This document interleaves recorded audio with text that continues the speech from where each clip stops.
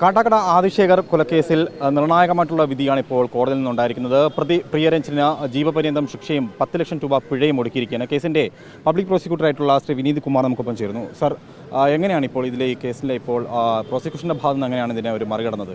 പ്രത്യേകിച്ചും ഒരു നിർണായകമായി മാറിയത് CCTV ദൃശ്യങ്ങൾ കൂടിയാണ്. അതെ, താങ്കൾ പറഞ്ഞതുപോലെ ഇത് ആക്ച്വലി വെറും ഒരു അപകട മരണമായിട്ട് പോകുമായിരുന്നൊരു കേസായിരുന്നു. അങ്ങനെ തന്നെയാണ് FIR ഒക്കെ രജിസ്റ്റർ ചെയ്തിട്ട് അന്വേഷണം ആദ്യഘട്ടത്തിൽ തുടങ്ങിയത്. ഈ പ്രേത വിചാരണ അല്ലെങ്കിൽ ഇൻക്വസ്റ്റൊക്കെ നടക്കുന്ന സമയത്തൊക്കെ വെറും ഒരു അപകട മരണം എന്നായിരുന്നു. പക്ഷേ അത് കഴിഞ്ഞതിന് ശേഷം 1-2 സംശയങ്ങൾ ബന്ധുക്കൾക്ക് തോന്നിയത് പ്രിയരഞ്ജനും ഈ കുട്ടിയും തമ്മിൽ നേരത്തെ ഉണ്ടായ ഒരു വാക്ക് തർക്കവും ഒരു വൈരാഗ്യത്തിൻ്റെ, ആ പ്രിയരഞ്ജന് പ്രതിക്ക് കുട്ടിയോടുണ്ടായ ഒരു വൈരാഗ്യത്തിൻ്റെ ഒരു ഘടകവും ഒക്കെ പുറത്തു വന്നു. അതിനെ ബന്ധപ്പെടുത്തിക്കൊണ്ട് വീണ്ടും പോലീസിൽ പരാതി കൊടുത്ത് കൂടുതൽ അന്വേഷിക്കുകയും ആ സമയത്ത് ഈ CCTV ദൃശ്യം വളരെ നിർണായകമായി ലഭിക്കുമല്ലോ എന്നുള്ള ഒരു അന്വേഷണം പോലീസിന് നടത്താൻ കഴിഞ്ഞു. അതങ്ങനെ എടുത്തിട്ട് ശാസ്ത്രീയമായിട്ട് തന്നെ അത് എക്സ്ട്രാക്റ്റ് ചെയ്ത് അതിനകത്തുനിന്ന് എടുത്ത് പരിശോധന നടത്തി സർട്ടിഫിക്കറ്റ് എല്ലാം കൊടുത്ത് ഹാഷ് വാല്യൂ എല്ലാം പ്രൊട്ടക്റ്റ് ചെയ്ത് ഫോറൻസിക് സയൻസ് ലബോറട്ടറിയിൽ പരിശോധനയ്ക്ക് അയച്ചു കഴിഞ്ഞിട്ട് എടുത്ത തെളിവാണ് ഇതിന് വളരെ നിർണായകമായത്. അതിൽ വളരെ വ്യക്തമായിട്ട് 27 മിനിറ്റ് ഈ പ്രതി ഈ സംഭവ സ്ഥലത്തിന് അല്പദൂരം മാറി ഈ കുട്ടി വരുന്നത് കാണത്തക്ക രീതിയിൽ വണ്ടി പാർക്ക് ചെയ്തിരുന്നതെല്ലാം കോടതിക്ക് നേരിട്ട് കാണത്തക്ക രീതിയിൽ തന്നെ തെളിവ് ഇതിനകത്ത് പുറത്തു വന്നിരുന്നു.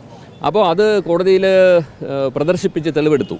അപ്പോൾ നേരിട്ട് തന്നെ ഈ സംഭവം കോടതിക്ക് വ്യക്തമായി കാണാൻ കഴിഞ്ഞു എന്നുള്ളത് വളരെ നിർണായകമായി ഈ കേസിൽ. കാരണം ഇത് വേറെ ഏതെങ്കിലും സാക്ഷികൾ കൂട്ടിൽ വന്ന് മൊഴി കൊടുത്ത് പറഞ്ഞ് കാണുന്നതിനേക്കാളും നേരിട്ട് ഈ സംഭവം കോടതി കാണുന്നതിന് വളരെ വ്യക്തമായിട്ട് തന്നെ തെളിവ് ലഭിച്ച ഒരു കേസാണിത്.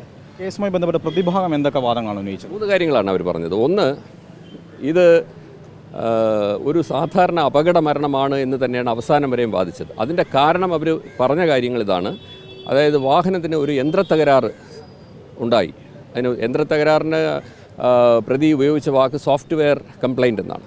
അപ്പോൾ ഇതിനൊരു സോഫ്റ്റ്വെയർ കംപ്ലൈൻറ്റ് ഉണ്ടായിരുന്നത് കൊണ്ട് ഹാൻഡ് ബ്രേക്ക് റിലീസ് ചെയ്ത് കഴിഞ്ഞിട്ടും ആദ്യം വാഹനം മൂവ് ചെയ്തിരുന്നില്ല. പിന്നെ അതിനുശേഷം വാഹനം ഈ മൂവ് ചെയ്തത് പ്രതി അറിഞ്ഞില്ല എന്നാണ് ഒരു ഭാഗം. പിന്നെ അതിനുശേഷം എടുത്ത മറ്റൊരു വാദം എന്ന് പറയുന്നത് കുട്ടിയെ മുമ്പിൽ കണ്ടപ്പോൾ ബ്രേക്ക് എന്ന് പറഞ്ഞ് ചവിട്ടിയത് ആക്സിലറേറ്ററിലായിപ്പോയി, അങ്ങനെ പുറത്തൂടെ കയറി ഇറങ്ങിയെന്നാണ്. അപ്പോഴും പ്രോസിക്യൂഷൻ്റെ മറ്റൊരു വാദം ഡിഫൻസിന് കണ്ണിക്കാൻ കഴിഞ്ഞില്ല. കാരണം നമ്മുടെ ഒരു ഇൻസ്റ്റിങ്ക്റ്റ് റിയാക്ഷൻ എന്ന് പറയുന്നത് പെട്ടെന്ന് ആരെങ്കിലും ഒരു മുന്നിൽ വന്നു കഴിഞ്ഞാൽ സ്റ്റിയറിംഗ് വെട്ടി തിരിച്ച് ആ കുട്ടിയെ രക്ഷപ്പെടുത്താനോ ആളിനെ രക്ഷപ്പെടുത്താനോ സാധാരണ ഒരു ഹ്യൂമൻ ഇൻസ്റ്റിങ്ക്റ്റ് ഒരു സാധാരണ രീതിയിൽ ഒരു റിഫ്ലെക്സ് ഉണ്ടാവും. അത് ഒരു കാരണവശാലും അത് അപകടമായിരുന്നെങ്കിൽ അങ്ങനെ സംഭവിച്ചേനെ. ഇതിലത് വളരെ വ്യക്തമായിട്ട് ആ കുട്ടിയെ ഫോക്കസ് ചെയ്ത് കൃത്യമായിട്ട് ഇടിക്കുകയും ഇടിച്ചു കഴിഞ്ഞിട്ട് കൃത്യമായിട്ട് അപ്പുറത്തോട്ട് മാറ്റി നിർത്തുന്നതും വളരെ വ്യക്തമാണ്. അത് കോടതിക്ക് നേരിട്ട് കണ്ട് ബോധ്യപ്പെട്ടിരിക്കുകയാണ്. പ്രതി കൃത്യമായിട്ട് ആസൂത്രണം നടത്തിയാണ് ഈ കൊല ചെയ്തതെന്ന് തെളിയിക്കാൻ കഴിഞ്ഞു എന്നുള്ളതാണ്. തീർച്ചയായിട്ടും അത് ആസൂത്രണം ചെയ്ത് പ്ലാൻ ചെയ്ത് അവിടെ വെയിറ്റ് ചെയ്തിരുന്നിട്ട് ഈ ഒരു മർഡർ നടത്തി എന്നുള്ളത് തെളിയിക്കാൻ കഴിഞ്ഞു. മറ്റൊന്ന്, ഈ കൂട്ടുകാർ നൽകിയ മൊഴിയായിരുന്നല്ലോ. എന്തോ? സുഹൃത്തുക്കൾ നൽകിയ ഒരു മൊഴി നിർണായകമായല്ലോ. സുഹൃത്തുക്കൾ നേരിട്ട് കണ്ട ഓരോ ഭാഗങ്ങളായിട്ട് കണ്ടു. ഒന്ന്, നേരിട്ട് ഈ സംഭവം കണ്ടു.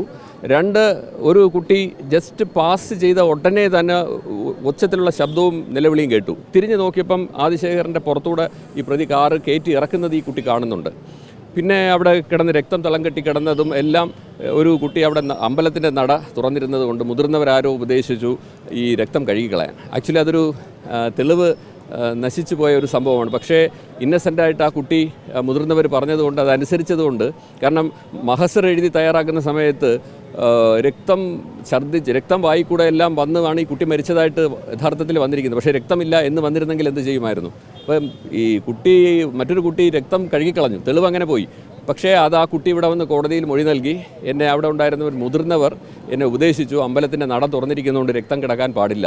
അങ്ങനെ കുട്ടി അറിയാതെ രക്തം കഴുകിക്കളഞ്ഞതാണ്. അതെല്ലാം തെളിവിൽ വന്നു. അങ്ങനെയെല്ലാം വളരെ നിർണായകമായ തെളിവുകൾ ലഭിച്ചു. കേരള മനസ്സാക്ഷിയെ ഏറെ ഞെട്ടിപ്പിച്ച ഒരു കൊലപാതകമായിരുന്നു 15 വയസ്സുകാരനായ ആദിശേഖരൻ്റെ. അതിലാണ് ഇപ്പോൾ കോടതിയുടെ ഏറെ നിർണായകമായിട്ടുള്ള വിധി ഉണ്ടായിരിക്കുന്നത്. വീഡിയോ ജേർണലിസ്റ്റ് വിഷ്ണു അമലിനൊപ്പം reporter Arun Solomon, in reporter, Thiruvananthapuram.